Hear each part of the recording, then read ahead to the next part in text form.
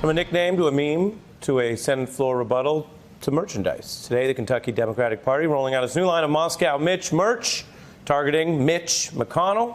Just say "Niet" to Moscow Mitch. Buttons, stickers, T-shirts, even a brown Cossack hat on offer. Of course, we don't think it's real fur. We don't have an answer from the Kentucky Dems. But all of this was a quick merchandising turnaround time. The whole Moscow Mitch thing started within the last week after McConnell blocked plans to try to protect American elections from Russian interference. Senator Wyden calling McConnell Russia's biggest ally in its quest to infiltrate America's elections again. A Washington Post columnist went further under the headline, "Mitch McConnell is a Russian asset," claiming the Kentucky Republican is arguably more than any other American doing Vladimir Putin's bidding. In McConnell's home state, Democrats are piling on with the Moscow Mitch meme, and that phrase got a boost on television and social media. Mitch McConnell is not a Russian asset. He's even backed a foreign policy critical of Putin, at least back in the day until Trump came along. And that is the issue. McConnell's enraged over these attacks, taking even to the Senate floor to blast it as modern-day McCarthyism, and some Senate reporters who cover all this closely said it was fiery by McConnell standards.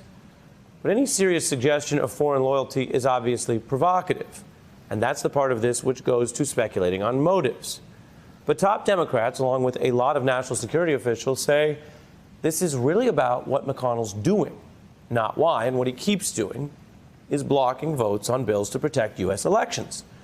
That's what Bob Mueller recently warned is an issue because he says we're under attack by Russia. But it's not just him. Take Trump's handpicked FBI Director Chris Wray, who recently said flatly more must be done to stop the Russian meddling for 2020. Or if you want another source, consider the Senate Intelligence Committee led by Mitch McConnell's leadership team, which released a bipartisan report that says Russian activities demand renewed attention to vulnerabilities in U.S. voting infrastructure.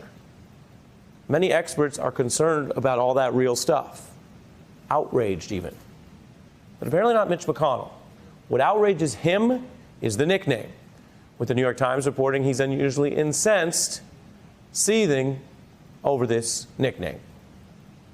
Now, few people are really looking for more personal attacks or name-calling in our politics, but it does seem like this particular battle, with its attendant name-calling, could be accruing political traction for a policy push that might otherwise be on the back burner in, yes, Mr. McConnell's Senate. So given what we know about 2016 and what we are being warned about this coming 2020 election, should the U.S. take any further action to protect its democracy? Well, we turn now to U.S. Senator Ron Wyden of Oregon, a member of the Senate Intelligence Committee. Thanks for joining me tonight. Thank you, Ari. What is important about these bills and what they'd accomplish, and why is Mitch McConnell blocking them? Well, first of all, Mitch McConnell can put all of this to rest by bringing this key legislation to the floor. What I will tell you, having served on the Intelligence Committee for some time now, as of right now, I believe foreign hostile actors are going to make what happened in 2016 look like small potatoes in 2020. I think when you look at their capacity, for example, to interfere with voter registration databases, to hack social media, we have very serious threats, and I want to make sure that American voters, not foreign hackers, decide our elections. Yeah, I mean, when you say that, it's concerning. What does that look like, particularly on the registration front? Your committee says they went after the voting systems in 50 states, but we've been appraised repeatedly of the idea that, well, they didn't change any tallies. So should people nobody say, can really, go ahead. Nobody can really say that, Ari, because they didn't do what are called forensic analyses. But let me give you a very recent example. Recently, the entire United States Senate went to a classified briefing. It was a classified briefing. All of the experts in the Trump administration came. I can't get into details, but the whole message from those key officials was nothing to look at here. No big deal. We just don't have to worry. We're taking care of everything. Just a few days later, there was an exhaustive analysis indicating that thousands and thousands of outdated voting systems that were using Windows 7 were being used all over the country, and the characterization from experts were those systems were ripe for hacking. You have now called the new intelligence pick by Donald Trump, Congressman Ratcliffe, the least qualified ever. What are your concerns about him, and where does that go? Well, Ari, let me make a modification in that statement. He is very qualified to do great damage to the credibility of the intelligence system. If you look at all his conspiracy theories, he's got ideas for secret societies, for example. In the FBI, he thought there was nothing to the Mueller report. He said, in fact, that the Russians were trying to harm Donald Trump when that clearly wasn't the case. I mean, what the DNI, the head of national intelligence, is responsible for is collective intelligence analysis. He works with all of the agencies, and somebody with Mr. Ratcliffe's views can do a lot of damage to the credibility of American intelligence at a time when the world is a pretty dangerous place. Yeah. I also want to get your views on something we mentioned at the top of the hour.